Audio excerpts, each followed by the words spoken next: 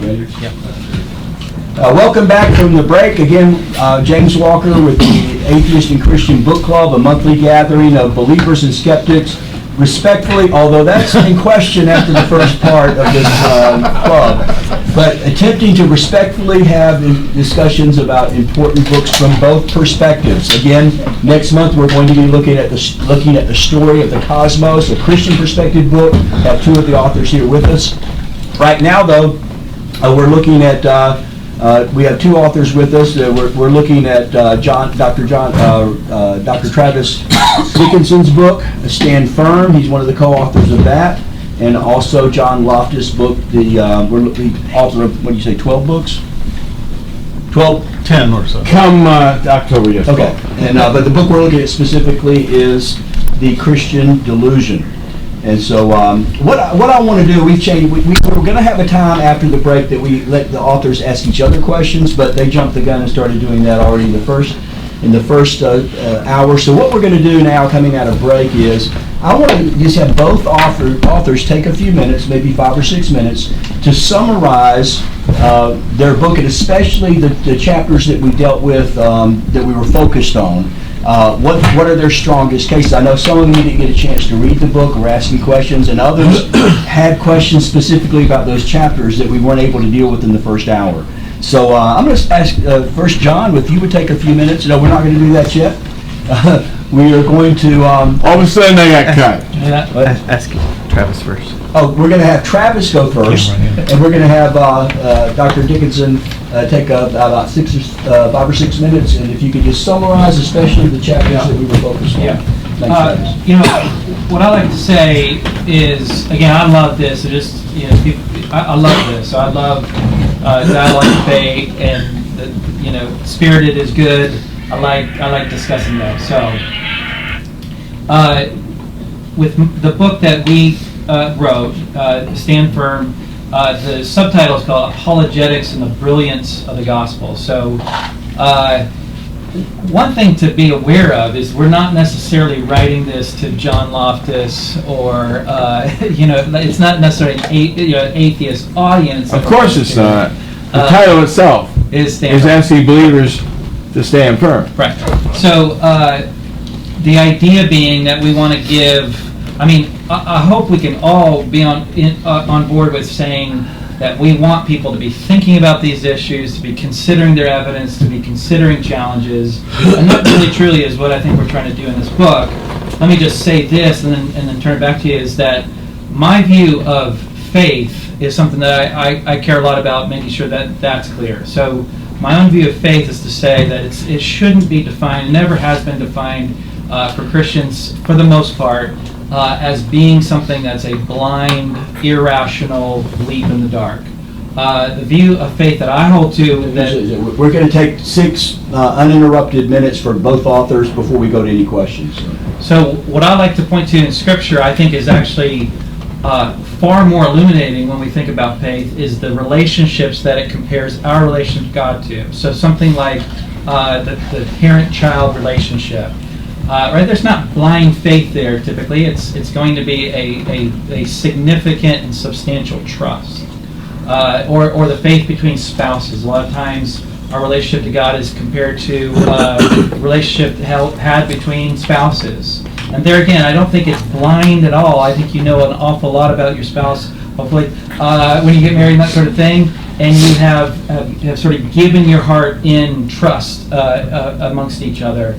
And so I think that's really important for me to say that faith is trust, and we can trust people irrationally. That's possible, for sure. We can have irrational faith, but I don't think that's a good thing. I think that what it should be is that we have good reasons to trust, to place our faith in the person that we end up putting our faith in. And so I think that's biblical faith. I think that's Christian faith.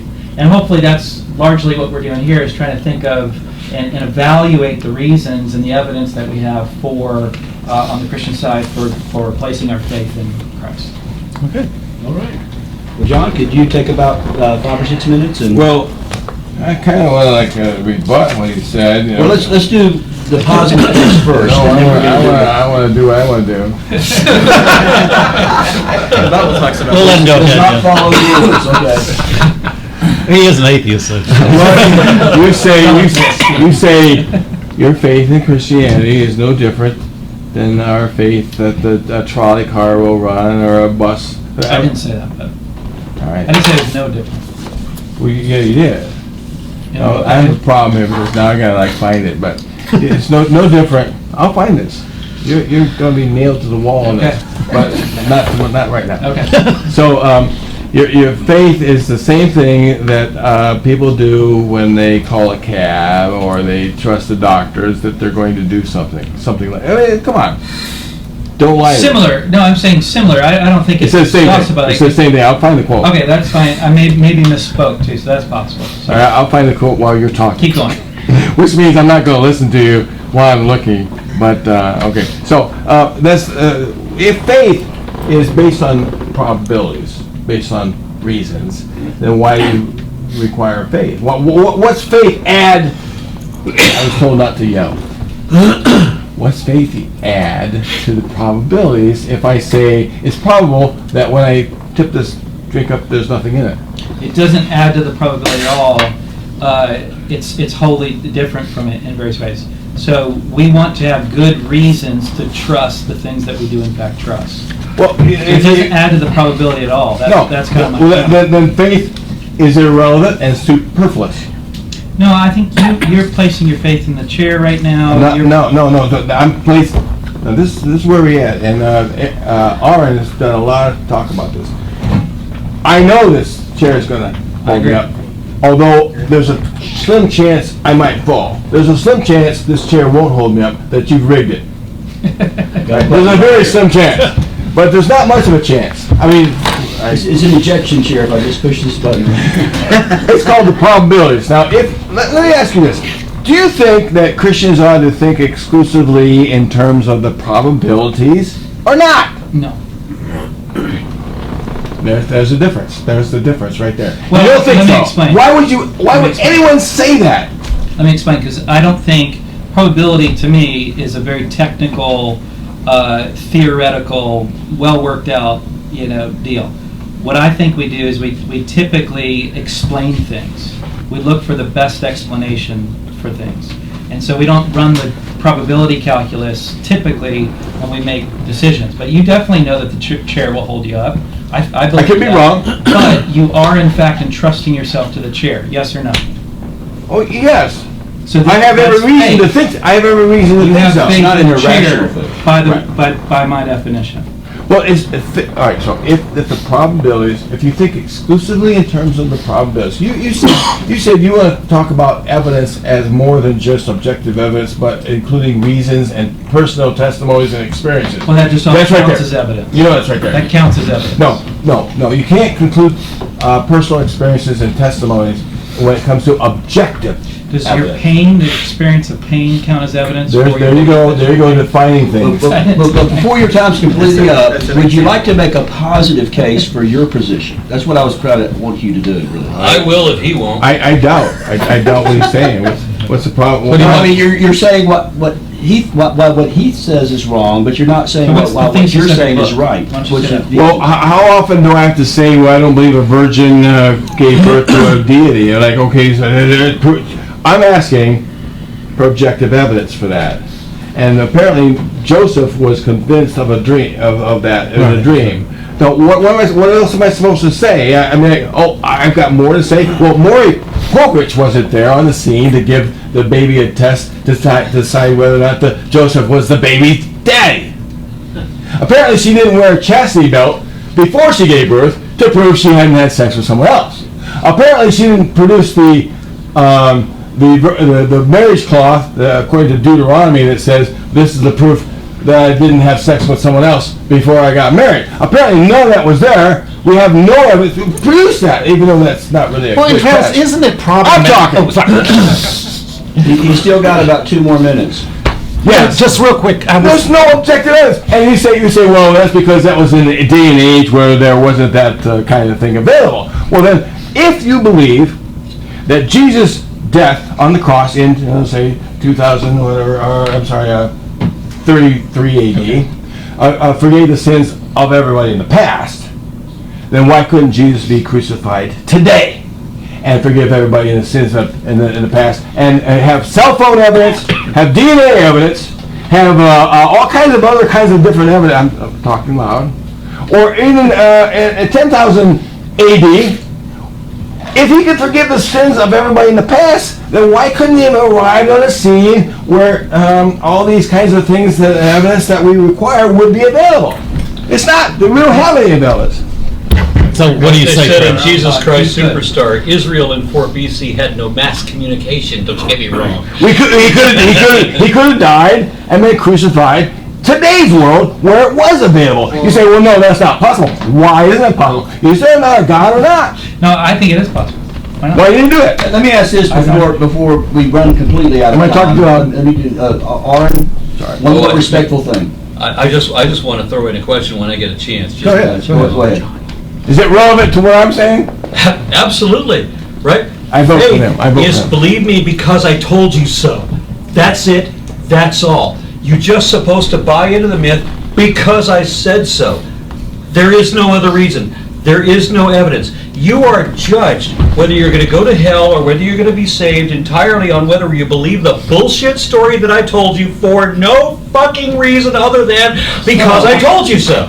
That's it. Well, and there's nothing else. Okay, Let's do this, okay? I don't think that was the definition he was giving, but, we take that point. Do we have anybody that read the book, actually, and has a question dealing with the book? Yes, Either book. I've got a question for Travis. Travis, on page 97, John offers a, quote, minimal common ground that includes propositions that are logically or mathematically true, the evidences of senses and science, and a small core of ethical and historical considerations that everybody can agree on as a minimal common ground for discussion to start from. So would you agree that that's a good starting place for evaluating Can you truth run those claims? down again? Yes. I think the answer is yes. I just want It's to make sure. things that are logically or mathematically certain, Great. evidences of senses and science, Yep. and the third thing is a quote, a small core of ethical and historical considerations that we can That accept. sounds good to me. I would want to add philosophical arguments and probably broaden it out a bit more. I feel like tonight you've rejected the evidence of the senses. I feel like you said that's subjective and you don't hold to those. But you're quoting his book, right? Not mine. Yes, that's correct. I remember saying that. So we atheists and Christians can start from the same place and talk about the evidence, and perhaps we arrive at different conclusions. Yeah, which is but okay. we start from the same place and we use the same critical thinking Yeah, skills. and I feel like tonight what we've heard is a rejection of some of those, which really narrows the sort of sources of evidence that one could draw from that will produce much more of a skepticism than I think, will we produce this big, this thoroughgoing skepticism. And so, my question actually is how do you arrive at naturalism with such a thoroughgoing skepticism? Oh, it's easy. You just start eliminating one God after another God, after one supernatural being, But after one. then you're not a skeptic because you're claiming to know No, these no. things. No. If I may, It's probably the case. naturalism is not assuming magic. That's it. We have what we know, and then not throwing in other things that we don't know. That's it. That's all naturalism is. We don't make up No, other it's more than shit. that. It's more than that, actually. But James. I don't think it is. James, I'm just going to throw something in real quick. I'm not a prude by any stretch of the imagination, and I get passionate about life. But please, if someone uses profanity in this room, do not call on them again. All right, we got it. But would you agree? Here's the problem with the evidence, the facts. There are facts in Christianity and the Gospels. Wouldn't you agree the writers of the Gospel had a theological axe to grind? That they were biased, and take, for example, the Transfiguration. We can't interview people like Peter and so forth. Isn't that problematic that we can't interview the witnesses, that we can't test the evidence, and that it is highly biased? Well, I think I would be the first to say that it is biased in various ways, as biased as all of us are in all of our pursuits and all of our investigations. We can't just check all of those at the door. The naturalist is biased as well. Is it Does it make it therefore impossible to know any of these things? No, that just seems radically skeptical in the strict sense of skeptical, not the, I'm sort of just, not sure what to say here. That's more agnostic. Skeptical says that we can't have knowledge of these things. Well, no, say the Mount of Transfiguration happened, that Peter saw Moses Right. and Elijah, Moses representing you all, Elijah the prophets. Yeah. If we had a hostile witness, that would make it so much easier for us to believe. Do you see what I'm saying? I think so, and I might even agree with you on that.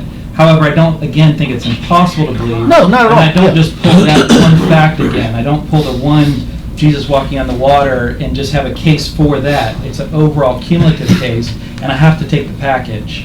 Right, but Would you see not if say we, Paul is a hostile witness?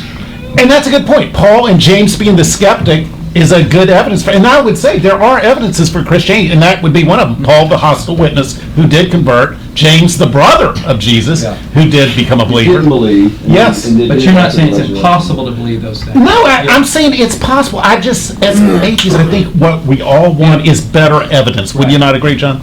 We don't have any objective evidence of any eyewitness. See, that's way stronger. Like, that's He just said that there skepticism. was two evidences, and that would be Paul. Well, you and believe in James. James' brother became a believer and started the Jerusalem church. Everything we know comes from non-eyewitnesses. Everything we know. Everything. They were no one was there who wrote about the stories. Jesus didn't write anything. Paul had a vision. If you believe Acts, and I'm not sure I do. There's 3 different accounts, and they're a little different. What did he see, when, and where?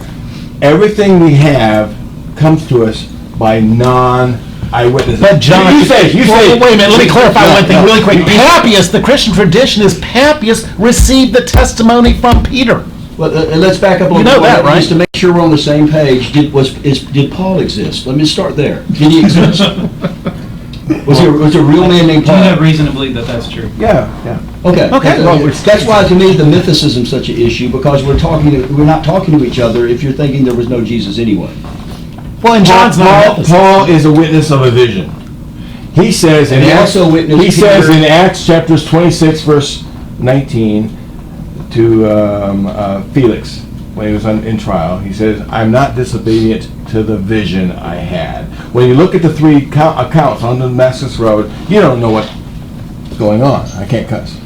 Yeah, but You don't know what's going on there. They're kind of. Did he see Jesus or not? Did he talk to him? Did he hear his voice? What's going on there? We don't know. But in Acts 26, I think it's verse 19, he says to Felix, "I'm not disobedient to the vision I had." But he did confer, though, with Peter, Jesus' closest disciple, and the Right. brother of Jesus, who was a We skeptic. don't who know. never Look, believed. if you want an eyewitness, put him on the stand. Here's what an eyewitness is. An eyewitness is someone on the stand I can cross-examine. You got the 500 witnesses, bring them up. You got the 12. That's a good point, Travis. Well, what did you see when? Do you take them in separate rooms, right? When you have the criminals, police, they take them in But separate you have to be rooms. skeptical about everything in You history. can't cross-examine anybody because you can't. You can't cross-examine them. That's one of the reasons. That's the main Paul reason. says You don't you have had any- 500 witnesses. That's great. If we could So you cross-examine don't them. believe any history then? See, that's No history that's what you whatsoever. have to do to believe. You have to jump to something ordinary. No, I'm just We're using. starting with It's a something we can reasonable agree question. with, and then try You're to asking make me to it believe. work. You're asking me to believe based on writings that There are are historical unicorn. skeptics. There are skeptics about history that think that. Yeah, but here's the We thing. are talking about a guy who claimed And I'm that asking he you heard if you're the a voice of God skeptic of when he history. was with a bunch of other people who didn't hear that voice. And then he went on to claim all kinds of dreams and phantasms and whatever, fever dreams or whatever, as visions. He learned of of the God. Lord's Supper through No, a vision. I got it. In the book of Revelation, the Revelator John says he heard from the Jesus 3 letters that the letters to the 7 churches of Asia, right? How'd you know this? You want to ask? How'd you know this? Well, Jesus revealed that specifically. Now, if Jesus can reveal to the Revelator in Revelation chapter 2 and 3 7 letters, then they can certainly, the spirits, the ghosts, whatever it is, the dreams, can dictate to Paul things, and they did. The Lord's Supper you find in the Gospels, almost directly quoted from Paul. Paul was the first writer. Where these gospel writers get this Lord's Supper stuff? They got it from Paul. It's pretty obvious. So it's like, so Paul says he was a visionary. The book of Revelation author says he got 7 letters. Look, they were visionaries. They in their heads they thought of things and they thought it was speaking from God. But he did go down to the Jerusalem church and get the testimony. That's what Gary Habermas says. Look, that it was, Paul says 2 things. In 1 Corinthians he says, what I received I delivered to you. 1 Corinthians 15. Yeah. In Galatians he says, I received this not from man. he does. It's contradictory. I never received this from man. I learned it from the Lord himself. He says in Acts, he says in some, he says, this I received from the Lord, this I didn't receive from the Lord. One of the statements he does say he received it from the. Oh yeah, well, but these are contradictory statements. I know it's problematic. Acts is not history, is what I'm saying. Christian Carey did a really good. Go ahead. From online. This is from Chris, who usually is here, but he can't make it. Hi, Chris. Chris is a co-host also of Atheist Edge. And he'll be here tomorrow morning we're going to follow up interviews with John tomorrow morning. All right. So he asked, isn't faith that God has revealed the truth about himself necessarily a blind faith in itself? How could one arrive at that conclusion? How could one arrive at that conclusion through evidence or reason? What's the conclusion? Just say what the conclusion is. The first part of the question. I think it's to you. I think it's a question, so I'm not really... No, he said, how can you arrive at that conclusion on the basis of evidence and reason? Right. What's the conclusion?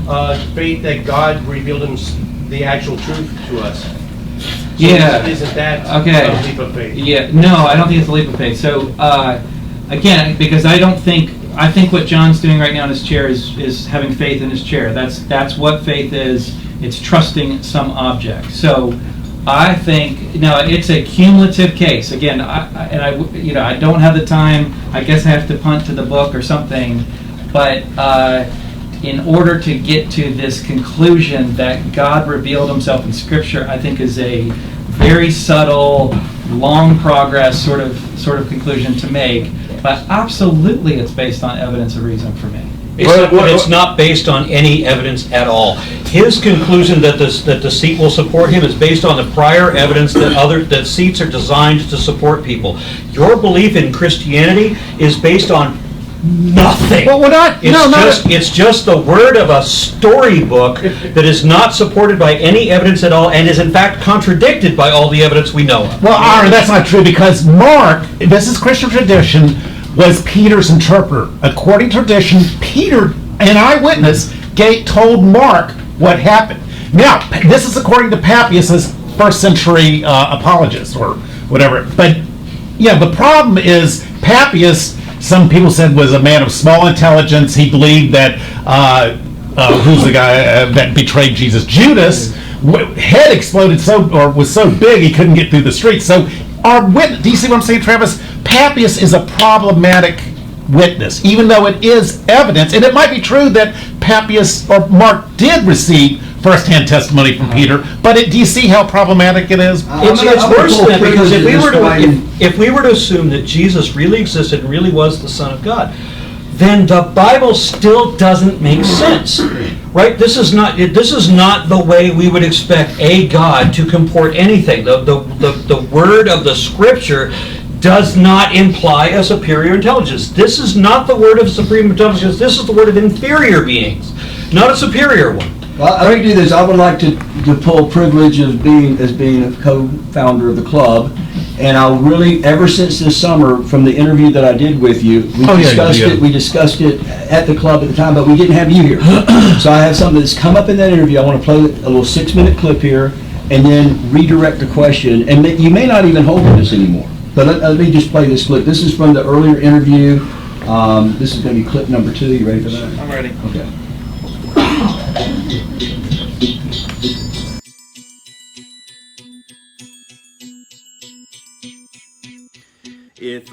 Follow-up question for you. If Jesus was at best a failed prophet, what would he have been at worst? Now, this is from the perspective of Christianity. Yes. At best, Christians admit Jesus was a failed apocalyptic prophet, and they'll say as much so. I mean, Christianity is not a monolithic type of entity. There's all kinds of different beliefs, and many of them, not too many of them, will embrace the fact that yes, Jesus was wrong. Thomas Stark does it in his book, Face of God. So at best, he's a failed apocalyptic prophet, and at worst, he didn't exist. So that would be the worst for Christian faith. Yeah, let me ask you, maybe at worst a mere myth, because you've already implied. Let me just say, I watched one of your debates, recent debates with David Wood, and you stated several times during that debate that you were not a mythicist. But in your book, The Christian Delusion, it relies heavily on mythicism as advanced by Richard Carey and Robert Price. So my question, John, are you actually a closeted myther, or just sympathetic to mythicism? I'm sympathetic. I think that there's a couple of things that are hard to get around, and I'm presently undergoing some thoughts along those lines. But I know you're open-minded and you look at both sides. So have you read? He's agnostic as well, but have you read Bart Ehrman's book-length work on that? I haven't. I have not read it. I skimmed through it. He really got me when his book that was subsequent to that one, and he said, "We almost certainly know this. We almost certainly know that. We almost certainly know this. We almost certainly know that." And I as I was reading him, I was saying, "There's something wrong. I mean, like with this refrain, you can't know anything with certainty in history, much less supernatural claims." So I thought, as I was reading this, When Jesus Became God, I think was the title of the book. And I thought to myself, wow, he's really going overboard here, saying things that are clearly inaccurate, for a historian to say. And so that actually convinced me not to read his former book, Why Jesus Exists. Oh, yeah, because anybody who's saying those sorts of things can't be relied on in his previous book, although I haven't, and I've just read other things that seem to have more to say. Than someone who's going to say, we almost certainly know Jesus did this, or we almost certainly know Jesus did that. In our book club last year, we actually did both books. We did Bart Ehrman's book, How Jesus Became God, and then we also got the anthology about how God became Jesus, which was the Christian rebuttal to that book. And we were able to deal with that, both of those questions. So the club's somewhat familiar with that particular book. But, we watched, during that book club, we watched a clip from Bart Ehrman receiving the Emperor Has No Clothes Award from one of the national atheist associations. And he basically took them apart and said that no one in any who have an earned degree in that field and teaches at any reputable university is going to side with you on this. I know in the crowds you all run around with, it's commonly thought that Jesus did not exist. Let me tell you, once you get outside of your conclave, there's nobody this is not even an issue for scholars of antiquity. It is not an issue for scholars of There is no scholar in any college or university in the Western world who teaches classics, ancient history, New Testament, early Christianity, any related field who doubts that Jesus existed. The reason for thinking Jesus existed is because he is abundantly attested in early sources. That's why. And I give the details in my book. Early and independent sources indicate that certainly that Jesus existed. One author that we know about knew Jesus' brother and knew Jesus' closest disciple, Peter. He's an eyewitness to both Jesus' closest disciple and his brother. So, I'm sorry, but again, I respect your disbelief, but if you want to go where the evidence goes, I think that atheists have done themselves a disservice by jumping on the bandwagon of mythicism, because, frankly, it makes you look foolish to the outside world. If that's what you're going to believe, you just look foolish.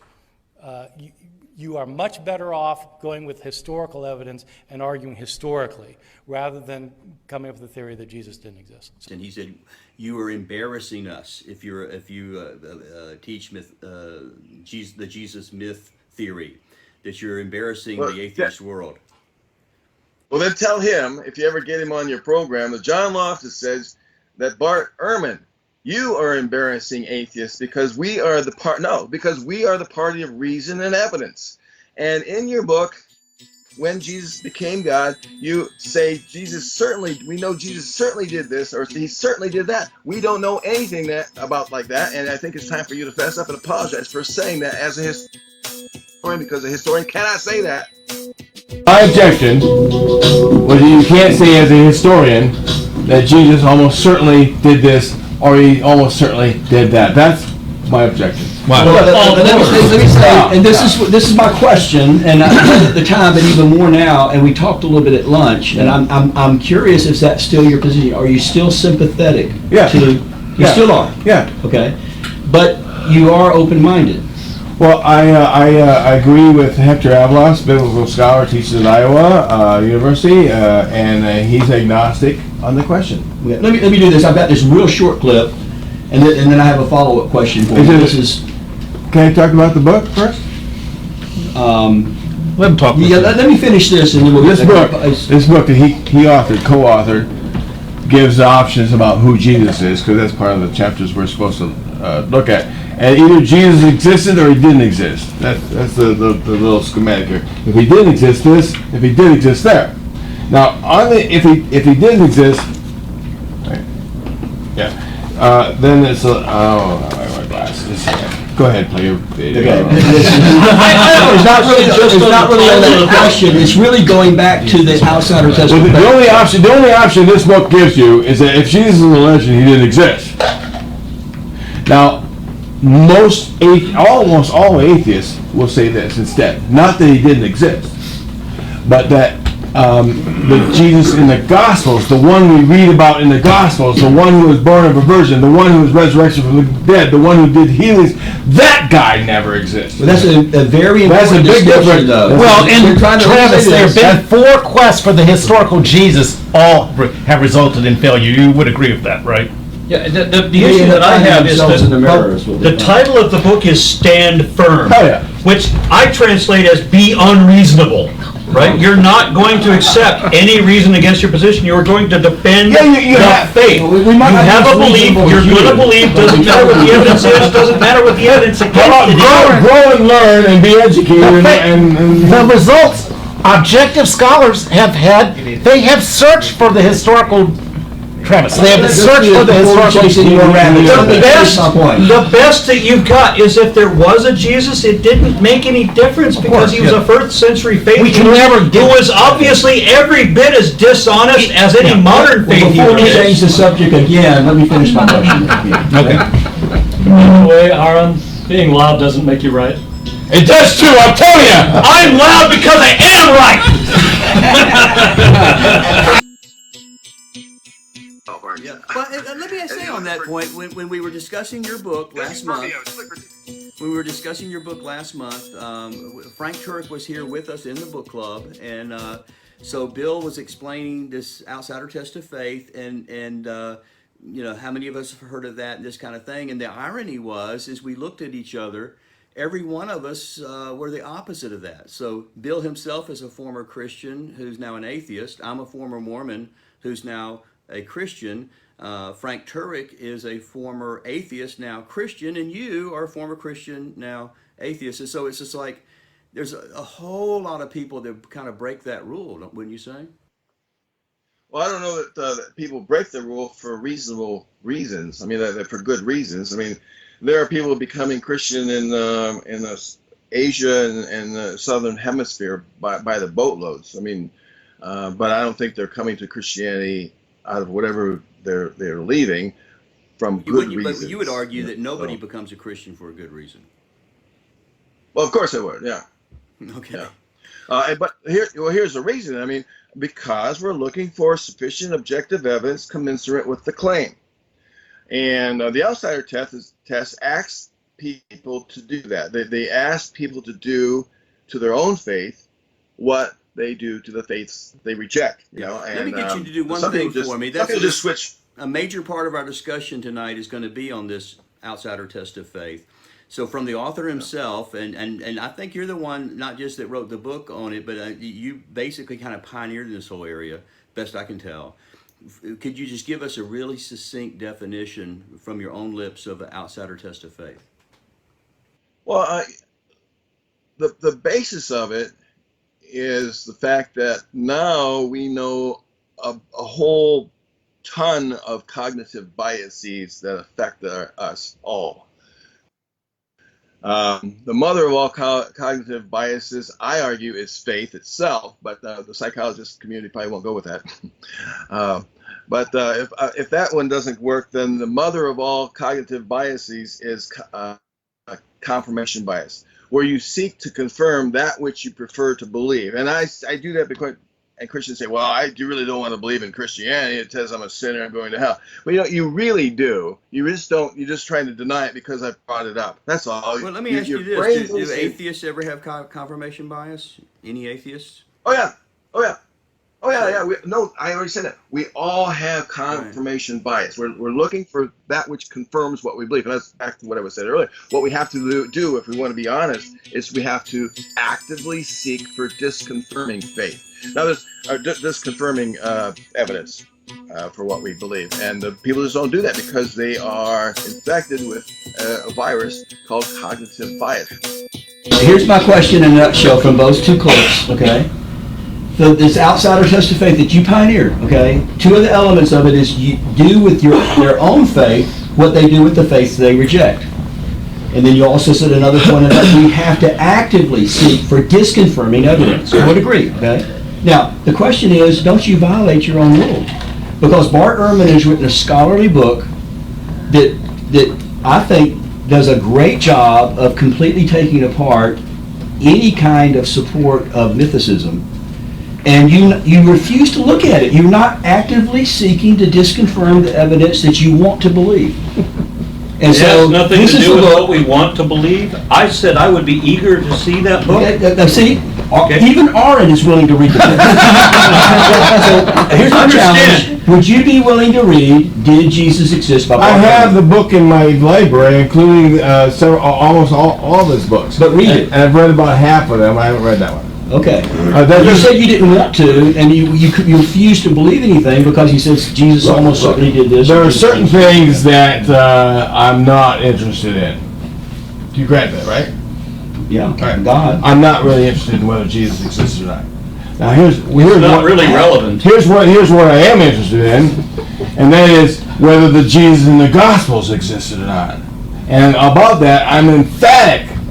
He didn't exist. The Bible, the Gospels, the four Gospels that portray him as born of a virgin and doing miracles and resurrected from the dead, that guy never existed. I'm sorry if I said guy too loud because it sounds like I'm yelling or something. Here's what my book club's about. Atheists and Christians, we all made a covenant that we're willing to look at books that we disagree with and take them seriously. And I mean, sometimes there's some of us, myself included, we might not read everything. I don't really care. Put me on record. I don't really care whether Jesus exists or not, although half of your book is about mythicism. I mean, that's the case that's being made. And this is why it's important to me. Look, Travis, you either understand what I just said or you don't. Do you understand what I just said? If I understand it, yeah. Okay. Now, see, Robert Price has asked me to edit an anthology of mythicists, which I'm involved in. We're going to get the best of the mythicists, and they're going to present their cases. I myself am not a mythicist. I'm an agnostic. But in the interest of educating people about what mythicism is and what they think and how they argue, I'm going to do it. That has nothing to do. Are you really objective if you won't even read an agnostic book on the topic? Wouldn't it be more damaging if Jesus did exist? Because then he was an incompetent faith healer who believed in demons, who didn't understand what the causes of the things that he was pretending to heal were actually caused by. He cursed a fig tree because it was out of season. The fact that he was a complete incompetent boob who didn't know what the smallest seed was actually more damaging to Christianity than if he was just made up out of That's a good point, Aron. What's yours? Okay, he created the world's largest religion. You give him any credit for that? Look at all the other religions created by other Fallacy. crackpots out of nothing. Right? What did Jesus do that was original to him? That Indra or Krishna or Bacchus or some other god hadn't already done before him? To me, we're looking for some common ground so we can even have the discussion. I interviewed Robert Price, who's one of the leading mythicists, and he was part of the Jesus Seminar. Well, the Jesus Seminar is voting on what Jesus said and what he didn't say. Now, I think it's a good, honest question. Wouldn't everything be something Jesus never said if Jesus never existed? How can you go in there and say, I'm going to vote, he probably said this, we know he didn't say that? Well, you know he didn't say any of it if he didn't exist. And Robert Price says, no, I can put that aside and I can make my vote. Understand it. My argument is that Jesus is based on 4 different characters. Much like Robin Hood and King Arthur. If you had a time machine, you would not be able to find the one Robin Hood or the one King Arthur, and you wouldn't be able to find the one Jesus. But to have that discussion, when we're talking about the historicity of the Gospels or the lack of historicity, you've got to start with some common ground. If there was no Jesus, or we know for sure that there's the 4 different characters that was the composite that made the Jesus we look at now, at least we have some common ground to have those discussions. But when a lot of the book club would say Jesus never existed at all, then we really could have a discussion. Well, did he say these words? Were they accurately recorded? Well, he didn't exist at all. We already know the answer to that question. So why do you think Travis he existed? How do I think he did? Just There's based plenty on of reasons. historical evidence. Okay. Yeah. And I guess this is, I think part of your question is, how do you edit a book on mythicism if you don't know the primary opponent? It's called education. Right. Education by not reading. Yeah, I gotta specify one other thing. No, I'm saying, like, how do you do this editing? No, you edit books. You edit books and allow people to have a voice because you want to educate people? Yeah, but you also want it to be a solid argument, engaging with. No, you just want to put it out so people can learn and listen and She had a question. He's writing a book on atheism. I refuse to read the atheist book. She had a question. Go ahead. Oh, Jim, I'm sorry.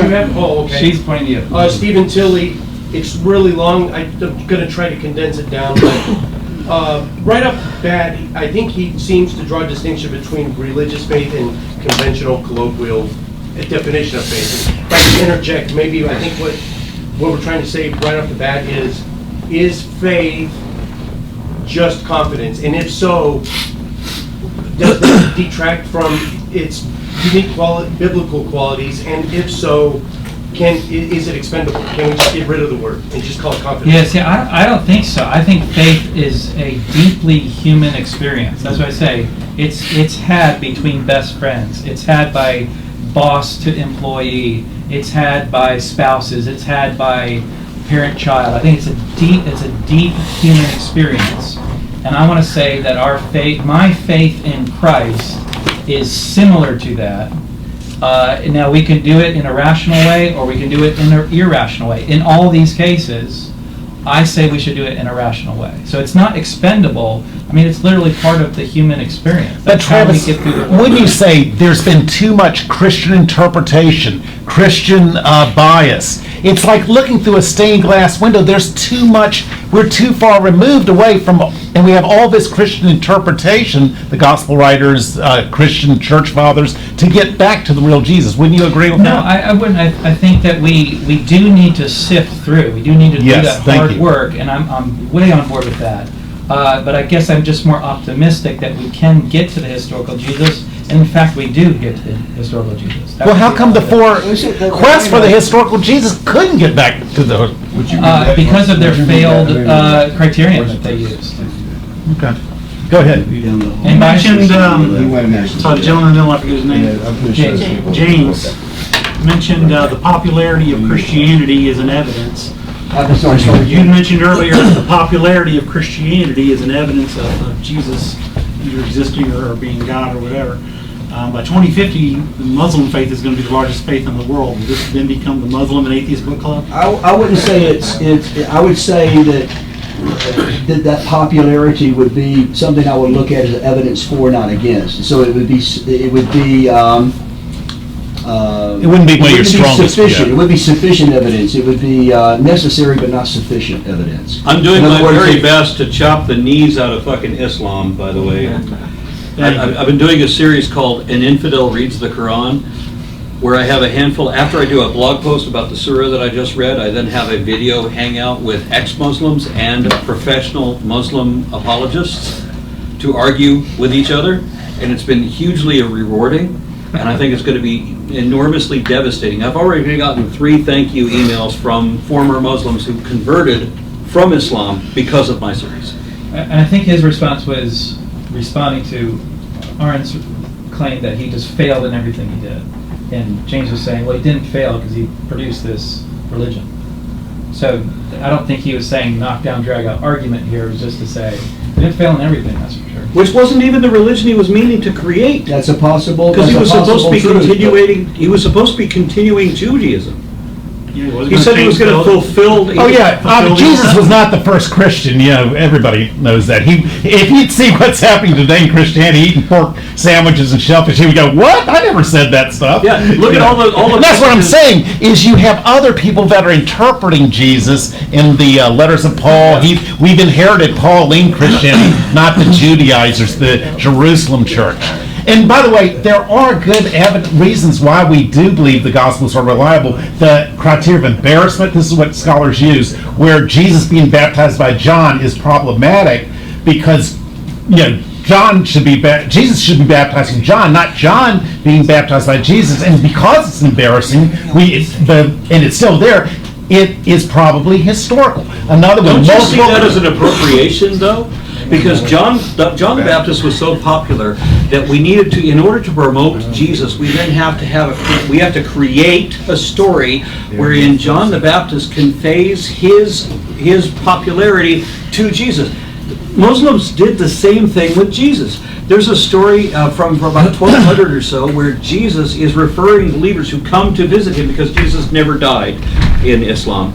And he just goes out and he performs miracles every day. And then when people come to visit Jesus, Jesus refers them to Muhammad as the true prophet of God. And these are not, foolproof. This is not 100% certainty, but it's a criteria scholars use, and John will attest to this, multiple attestation. If you have several independent witnesses, M, Matthew source, L, Luke source, plus the Gospel of Thomas and the author of Acts and so forth, if you have independent witnesses throughout the Mediterranean all saying the same things, that's an evidence that what you're looking at is probably historical. And by the way, that's what Ehrman means when he says certainty. He doesn't mean logical certainty. And he says almost certainty. Yes. Let me do this. We're about out of time.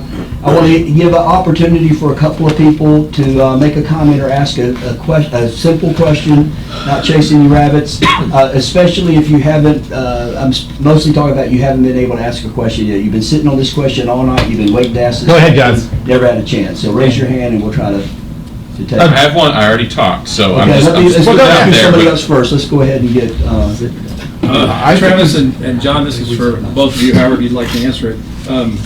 Travis, for you, John 14:6, you're familiar with. Jesus says that I am the way, the truth, and the life. For you, how would you differentiate between the kind of truth that Jesus is speaking of there in terms of himself and sort of a philosophical truth, or is this an all-encompassing totality of truth? How do you see that? And for John, the trial of Jesus before Pilate, and Pilate asked Jesus, what is truth?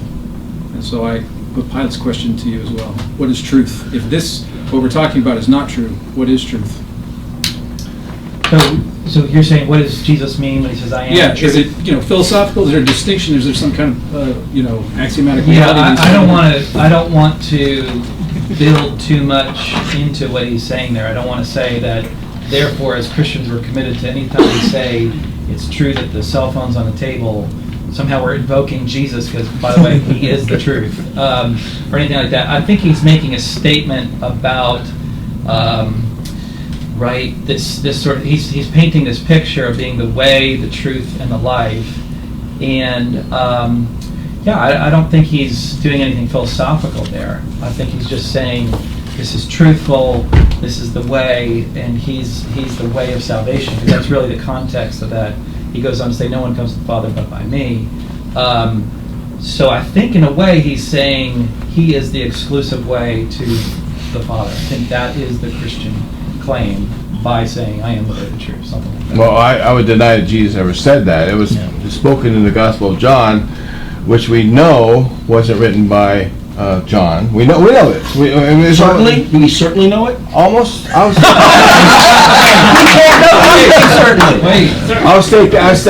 There's some things we can know with almost like sort of certainty. Yeah. And That's what Ehrman it's almost. Yeah, and Bart Ehrman wouldn't believe So, John. so what is? I thought he was just asking you what is that truth. Jesus said. What is truth to you? Yeah, what is truth? Yeah.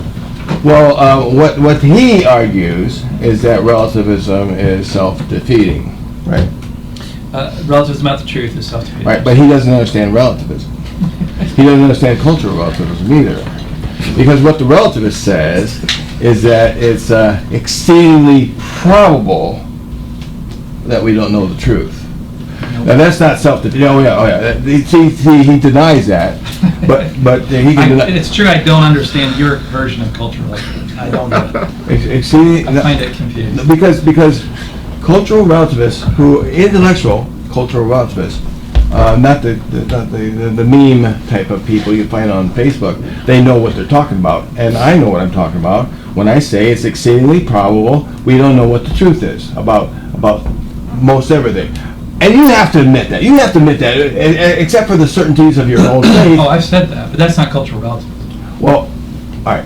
So you already admit that. You already admit that relativism is the idea that it's exceedingly probable that you don't know what the truth is. That's not relativism. Well, that's what the relativist says. See, because pragmatism. Can you cite a scholar that says that? Well, yeah. John look to? John Shook is the preeminent scholar of pragmatism, which I am a pragmatist, and it's not about Pragmatist about the truth. What? Pragmatist about the truth. Since you can't know the truth, then the best way to proceed isn't by anything else but sufficient objective evidence. That's the pragmatism. Pragmatism has been mischaracterized, especially by Christianities and Christian intellectuals. Pragmatism is the idea that since no one knows the truth for sure, no one has a sure grasp on the truth, that we ought to go with the sufficient objective evidence because that's the surest way to know the truth if the truth can be known. Now you object by that. It's not pragmatism, but It is. The only time the idea. William James and these. The only time I know my pragmatism. Okay. The only time the idea that pragmatism is what works was mentioned one time by Charles Peirce. One time. The rest of the one time, which Christians latch onto because they have to have something to latch onto. Pragmatism is the idea that since we don't know what the truth is, the best alternative, the best of the alternatives, is to go by what sufficient objective evidence leads us to think. And even though that might not be correct in the long run, it's still the best we've got to go. Now you don't understand what cultural relativism and you don't know what pragmatism is. But pragmatism is not relativism. It's the idea that it's exceedingly probable we don't know what the truth is, so the best alternative is sufficient objective evidence. I know this. Your answer to Daniel is you don't know what the truth is.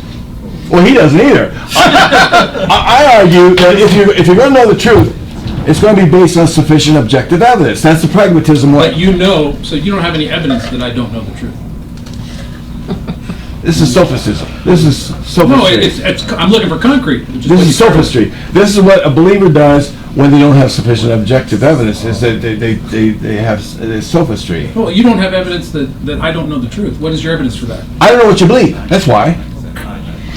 I mean, tell me what you He believe. doesn't know what you believe, but he knows it's wrong. That's what I don't know. You said I didn't know the truth. You're telling me what I think of you, and I don't know what I think of you. Why is that? You can't do that. Tell me what you believe. I believe that Jesus is the Christ, the Son of the living God. You're wrong. Okay. We have anybody else that's still brave enough to ask a question? Go ahead. Yeah, I have a question for Okay, this is our John. last question.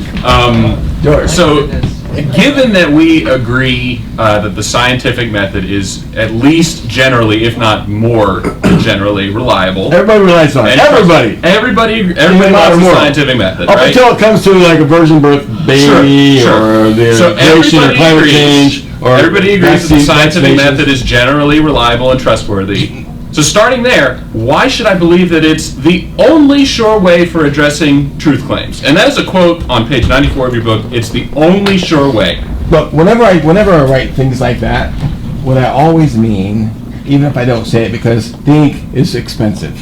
You know, when you include another word, you only have so many words in the book.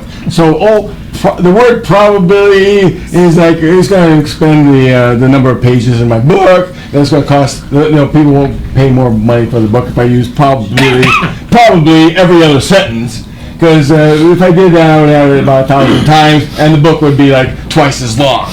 But what I mean, I'm always talking about probablys. Now, sometimes it's exceedingly probably, sometimes it's moderately You talk about probably. like 72% or 54%. Exactly, I'm not too good at the percentages. I'm not too good at math. I'm not too good at saying, well, this is like 99.99%. Well, what if it's just 90%? So is the scientific method the only sure way to get truth, or is it just... Yes, and I'll tell you why. Okay, so why should I believe that? Yes, Is that scientifically true? this is sophistry. Yes, I'll tell you why. You can't know truth. I'll tell you why. Because there's no other method when it comes to, I'm specifically talking about things. When it comes to the nature of nature, when it comes to how it works, when it comes to the origins of nature, and I'll add, for our purposes, which religion is true if there is one. There's no other way. Faith doesn't work. Wishful thinking doesn't work. Feelings don't work.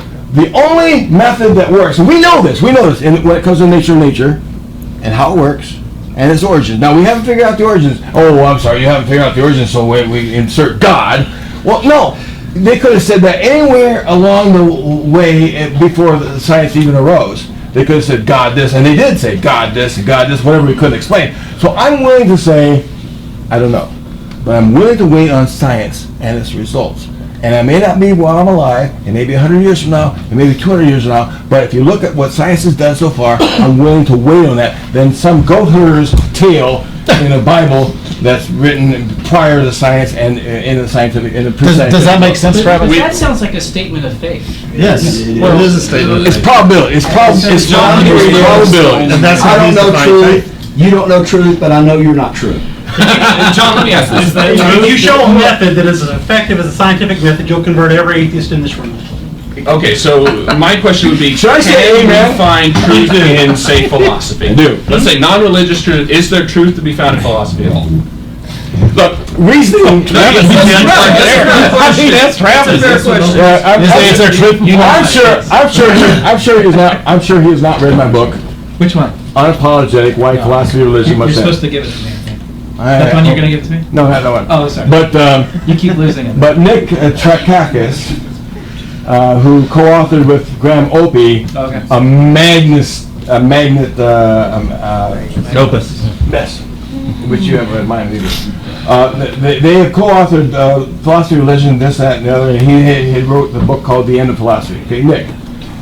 He's coming out with a blurb and a review of my book, Unapologetic: Why Philosophy and Religion Must End, and he says he's wholeheartedly in agreement with what I'm saying. Philosophy, that's really an important endorsement, and wait till it comes out because I'm waiting for it myself. So would you say no, there's no truth to be found in philosophy? Just yes or no? Reasoning is important. Philosophy of religion is not. Philosophy of religion is about something that doesn't exist. It's like reasoning about Scientology. It's like reasoning about fairies. It's like Scientology does exist. So there's no truth. Maybe we should debate that question. The problem John, I with think philosophy is that philosophy too often argues that reality isn't real. So what I'm understanding is that you're saying that no, there's no truth to be found in philosophy. Well, So would you agree that the philosophy itself- statement I'm that not- science is the only way to come to the truth, is that not a philosophical when it statement? comes to the nature of nature, when it comes to its workings, when it comes to its origins, and when it comes to which religion is true, if there is one, yes, most definitely. I've seen the ontological argument just doesn't work. This is sophistry, pure sophistry. I show that in my book, but he hasn't read anything in my, maybe about a couple chapters there. But it's reasoning must reason from something. Well, what is it? evidence. If you don't have any evidence, then it's pure sophistry. Let me say this. As a whatever. So I hate to have to stop when we're having this much fun, but a couple of things. You have a couple of homework assignments. First of all, we do have some copies of the book for next month. It's free. We don't do that. This is the first time we've ever done it, actually. But we're for club members. You get the book for free. Be sure to pick your copy up. I want to be a club member. You can. Yeah, you can. You have to come back every time. Well, you're gonna join us again. I can come back next week. Here's the other homework assignment. I want everybody to really think about, can we be a little more respectful next time? This was definitely He's talking to you, Aron. I was afraid he might be. And Jim got his feelings hurt. He said it's a little too controversial for him. Sorry about that, Jim. Wherever it is. So we do want to listen. If the power of our argument is just our adjectives, we kind of lost on that. So let's try to read the books, even if we don't, especially if you don't agree with it. Let's make a covenant. We are going to read the book. If you don't have time, we're busy. At least try to watch the suggested video that will give you kind of an idea of what the book's about. Let's try to actually hear what the author's saying. I'm talking to myself. I'm reading the Atheist. I really want to listen to what the Atheist is saying. I don't want to just blow it off. But I'm going to ask the same thing for my Atheist friends if they do as well.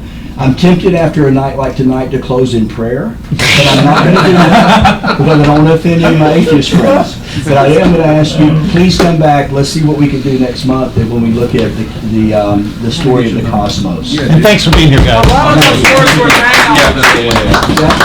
I'm here to